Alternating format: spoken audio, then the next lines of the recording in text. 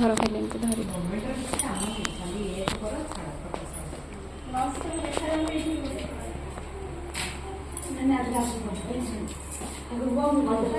ତ ଛାଡ଼ିବା କିନ୍ତୁ ଯୋଉ ଜାତୀୟ ଡେଙ୍ଗୁ କ'ଣ ପାଇଁ କରାଯାଉଛି ଶୁଣନ୍ତୁ। ଡେଙ୍ଗୁ ଏବେ ବ୍ୟାପୁଛି ସବୁଆଡ଼େ, ତେଣୁ ଆପଣମାନେ ଆପଣଙ୍କର ଡେଙ୍ଗୁ ଏରିଆରେ ବି ହେଇଥିବ, ଆଗରୁ ଜାଣିଥିବେ କାହାକୁ ହେଇଥିବ, ତେଣୁ ସେ ଡେଙ୍ଗୁ କେମିତି ନ ହେବ ସେ ପ୍ରତି ଟିକେ ଧ୍ୟାନ ଦେବେ। ଡେଙ୍ଗୁ ମଶା କେତେବେଳେ କାମୁଡ଼େ ଜାଣିଛନ୍ତି? କେତେବେଳେ କାମୁଡ଼େ ଜାଣିନାହାନ୍ତି? ଡେଙ୍ଗୁ ମଶା ପ୍ରାୟତଃ ନୁହଁ, ଦିନ ବେଳେ ହିଁ କାମୁଡ଼େ, ରାତିରେ କାମୁଡ଼େନି।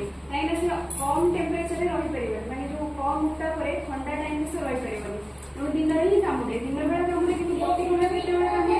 ଆପଣଙ୍କ ଯୋଉ ସୂର୍ଯ୍ୟୋଦୟ ହୁଏ, ସୂର୍ଯ୍ୟୋଦୟର 2 ଘଣ୍ଟା ପର୍ଯ୍ୟନ୍ତ 2 ଘଣ୍ଟା ପରେ ସେତିକି ଭିତରେ କାମୁଡ଼ିବ, ଆଉ ସୂର୍ଯ୍ୟାସ୍ତ ପୂର୍ବରୁ 2 ଘଣ୍ଟା ଯେତିକି ସମୟ ରହିଲା ସେଇ ସମୟରେ ବେଶୀ କାମୁଡ଼େ। ପ୍ରାୟତଃ ଦିନ ବେଳେ କାମୁଡ଼େ କିନ୍ତୁ ଏଇ 2 ଘଣ୍ଟା ମାନେ ସକାଳ 2 ଘଣ୍ଟା ଆଉ ସନ୍ଧ୍ୟା 2 ଘଣ୍ଟାରେ ବେଶୀ କାମୁଡ଼ନ୍ତି। ତେଣୁ ଆପଣ ସେଇ ସମୟରେ ସ୍ପେଶାଲି ଘରେ ଯୋଉମାନେ ଛୋଟ ପିଲା ଥିବେ, ଆପଣ ବାହାରକୁ ଛାଡ଼ି ଦେଉଛନ୍ତି, ଏବେ ଘରେ ଯୋଉମାନେ ଛୋଟ ପିଲା ଥିବେ ତାଙ୍କୁ ସବୁବେଳେ ଫୁଲ୍ ପ୍ୟାଣ୍ଟ ସାର୍ଟ ପିନ୍ଧିକି ଛାଡ଼ିବେ। ଆପଣ ଘରେ ଯୋଉମାନେ ବି ଅଛନ୍ତି ମଶା ଆପଣ ଏମିତି ଖୋଲା ବୁଲିବେନି, ଆଉ ମଶା କାମୁଡ଼ିଦେବେ ଯଦି ଡେଙ୍ଗୁ ହେଇଯିବ। ତେଣୁ ଆପଣ ସବୁବେଳେ ହାତ ଗୋଡ଼ କଭର କରିବେ, ମଶାରୀ ବାନ୍ଧିକି ଶୋଇବେ, ଖାଲିରେ ଆଉ ଶୋଇବେନି, ଯାହା ଶୋଇଥିଲେ ସବୁଥିପାଇଁ ଏବେ ଡେଙ୍ଗୁ ବ୍ୟାପୁଛି। ତା ସହିତ ଆପଣଙ୍କର ଡେଙ୍ଗୁ ମାନେ କୋଉଠି ରୁହନ୍ତି ଜାଣିଛନ୍ତି? ଗଛପତ୍ରରେ ନୁହଁ, ଡେଙ୍ଗୁ ରୁହନ୍ତି ଆପଣଙ୍କ ଘର ପାଖରେ ଯୋଉ ଯୋଉ ପାଣି ଏମିତି ଚାଲୁଥିବ, ମାନେ ଚଲନ୍ତା ପାଣି ସେଠି ରହିବନି ମଶା। ଯୋଉ ପାଣି ସ୍ଥିର ହେଇଥିବ, ପୁରା ସୁନ୍ଦର ସ୍ୱଚ୍ଛ ସ୍ଥିର ପାଣି, ଦେଖିଥିବେ ଗୋଟେ ଗୋଟେ ପଡ଼ୁଆ ଥିବ, ଫୁଲ ପଡ଼ୁଆ କି ପଇଡ଼ ଫଳ କି ଗୋଟେ ଠିପିଟା ପକେଇ ଦେଇଛନ୍ତି, ଆପଣ ସେ ଠିପି ଉପରେ ପୁରା ପାଣି ଦେଖିବେ ପୁରା ବହୁତ ସୁନ୍ଦର, ପୁରା ସ୍ୱଚ୍ଛ ଥିବ ଆଉ ପୁରା ସ୍ଥିର ହେଇକି ଥିବ। ସେଇ ପାଣିରେ ହିଁ ମଶା ତାର ଡିମ୍ବ ଦିଏ, ତା ଅଣ୍ଡା ଦିଏ, ସେଇଥିପାଇଁ ତାର ଗ୍ରୋଥ ହୁଏ, ବୁଝିଲେ? ତେଣୁ ଆପଣଙ୍କ ଘର ଆଖପାଖରେ ଯାହା ବି ଯୋଉ ଆପଣ ପଡ଼ୁଆ ଅଛି କି ଫୁଲ ଅଛି କି ଆପଣଙ୍କର ଯୋଉ ଟାୟାର ଅଛି, ଯାହା ବି ଯୋଉଥିରେ ପାଣି ଜମି ପାରୁଛି, ସେଇ ସବୁ ଜିନିଷକୁ ଏବେଠୁ ଆପଣ ତାକୁ ବାହାର କରିଦିଅନ୍ତୁ, ସଫା କରିଦିଅନ୍ତୁ। ଆପଣ ଯଦି ଚାରିପାଖ ସଫା କରିବେ, ଆଉ ଜଣେ ତା ଚାରିପାଖ ସଫା କରିବେ, ତ ପୁରା ଗାଁଟା ସଫା ହେଇଗଲା, ଆପଣଙ୍କୁ ଡେଙ୍ଗୁ କାହାକୁ ବି ହବନି, ଆପଣ ସମସ୍ତେ ଡେଙ୍ଗୁଠୁ ମୁକ୍ତ ରହିବେ। ତେଣୁ ଡେଙ୍ଗୁ ନ ହବାର ଏବେଠୁ ଆପଣଙ୍କର ଡେଙ୍ଗୁ ଯେମିତି ନ ହୁଏ ସେଇଭଳିଆ କାମ ସମସ୍ତେ କରନ୍ତୁ। ଆପଣ ପାଖ ଆଖ ସବୁ ସଫା କରନ୍ତୁ। ଯୋଉ ଆପଣଙ୍କ ଘର ଜଣଙ୍କର ଟାଙ୍କି ଥିବ, ଉପରେ ପାଣିଟା ଆସୁଥିବ, ସେ ଟାଙ୍କିଟାକୁ ଘୋଡ଼େଇକି ରଖିବେ। କେହି କେହି କୁଲର ୟୁଜ୍ କରୁଥିବେ, କୁଲରର ପାଣି 2-3 ଦିନରେ ଥରେ ସଫା କରିବେ।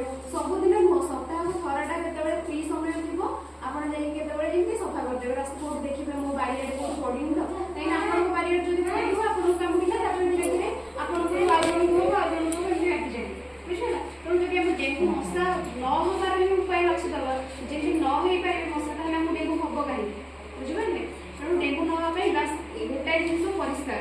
ଆଉ ଡେଙ୍ଗୁ ଯଦି ହୁଏ କେମିତି ଜାଣିବେ ଯେ ଏଇଟା ଡେଙ୍ଗୁ ଜ୍ୱର କି ଆଉ କୋଉ ଜ୍ୱର?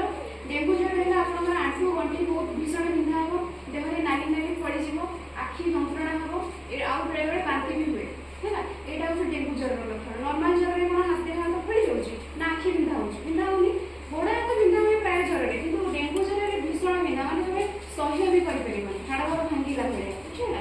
ତ ଏଇଟା ହେଉଛି ଡେଙ୍ଗୁର ଲକ୍ଷଣ। ବେଳେବେଳେ ବାନ୍ତି ହୁଏ, ଆଉ ଡେଙ୍ଗୁ ଯଦି ସିଭିୟର ହେଇଗଲା ଆପଣଙ୍କ ଦେହର ନାକରୁ ହାତରୁ କାନରୁ ବ୍ଲିଡିଂ ବି ହୁଏ, ମାନେ ଡେଙ୍ଗୁ ଏତେ ମାରାତ୍ମକ। ଆଉ ଡେଙ୍ଗୁର କ୍ୟୁର କରିବା, ମାନେ ଡେଙ୍ଗୁକୁ ଭଲ କରିବା ବହୁତ କଷ୍ଟ। ଡେଙ୍ଗୁର କୌଣସି ଭ୍ୟାକ୍ସିନ୍ ନାହିଁ, କୌଣସି ଟ୍ରିଟମେଣ୍ଟ ବି ନାହିଁ, ମନେ ରଖନ୍ତୁ। ଡେଙ୍ଗୁକୁ ଟ୍ରିଟମେଣ୍ଟ କରିବା ବହୁତ କଷ୍ଟ। ତେଣୁ ଡେଙ୍ଗୁ ନ ହେବ ଯେମିତି, ଆପଣଙ୍କୁ ନ ହେବ କି ଆପଣଙ୍କ ଛୁଆଙ୍କୁ ନ ହେବ କି ଆପଣଙ୍କ ପରିବାରକୁ ଯେମିତି ନ ହେବ, ସେଥିପାଇଁ ଧ୍ୟାନ ରଖନ୍ତୁ। ବାସ୍ ଗୋଟାଏ ଜିନିଷ କରିବେ, ପରିଷ୍କାର ରଖିବେ ପରିବେଶ, ମାନେ ଯୋଉଥିରେ ପାଣି ଜମୁଛି ସେଇ ଜିନିଷଟାକୁ ବାହାର କରି ଫିଙ୍ଗିଦେବେ, ଘରେ ଓଲଟେଇ ଦେବେ। ପୋଡ଼ ଗୁଡ଼ାକ ଯୋଉ ଆପଣ ଅଭଡ଼ା ଫଭଡ଼ା ଆମର ଏଠି ବହୁତ ୟୁଜ୍ ହେଉଛି, ପୋଡ଼ ଗୁଡ଼ାକ ସେମିତି ରଖି ଦେଉଛନ୍ତି, ସେଥିରେ ପାଣି ଜମିକି ରହୁଛି, ସେଥିରେ ମଶା ଦେଖିଲେ ମଶା ବୁଲୁଥିବେ। କିନ୍ତୁ ଏଇ ଟାଇମ୍ରେ ଡେଙ୍ଗୁ ମଶାଟା ବୁଲନ୍ତି। ଡେଙ୍ଗୁ ମଶା ଯୋଉମାନେ ମାଇ ମଶା ଥିବେ, ସେମାନେ କାମୁଡ଼ିଲେ ତମକୁ ରକ୍ତ ନେଲେ ହିଁ ସେ ତାଙ୍କର ଅଣ୍ଡା ଦେଇପାରିବେ, ନହେଲେ ଦେଇପାରିବେନି। ତାଙ୍କୁ ଅଣ୍ଡା ପାଇଁ ତାଙ୍କୁ ରକ୍ତ ଦରକାର। ଆଉ ସେଇଟା ସେ ମଶା କାମୁଡ଼ିଲେ ତା ମଶା ନାଁ ହେଉଛି ଏଡିସ୍ ମଶା କୁହାଯାଏ ତାକୁ, ହେଲା? ଏଡିସ୍ ମଶା ଏଟା ଦିନ ବେଳେ କାମୁଡ଼େ। କେତେବେଳେ କାମୁଡ଼େ ବି କହିବି? ସକାଳ ଯୋଉ ସୂର୍ଯ୍ୟ ଉଦୟ ହୁଏ 2 ଘଣ୍ଟା ପର୍ଯ୍ୟନ୍ତ, ଆଉ ଯୋଉ ସୂର୍ଯ୍ୟାସ୍ତର ପୂର୍ବରୁ 2 ଘଣ୍ଟା ପର୍ଯ୍ୟନ୍ତ, ଏତିକି ସେ ବେଶୀ ଆକ୍ଟିଭ ଥାନ୍ତି, ଆଉ ରାତିରେ ଆକ୍ଟିଭ ନଥାନ୍ତି। ତେଣୁ ରାତିରେ ଆପଣ କିଛି ଏତେ ଟେନସନ୍ ଦେବା ପାଇଁ, ଦିନରେ ହିଁ ଟେନସନ୍। ଆଉ ସବୁ ମଶା ରାତିରେ କାମୁଡ଼େ, କିନ୍ତୁ ଏଇଟା ଦିନରେ କାମୁଡ଼େ।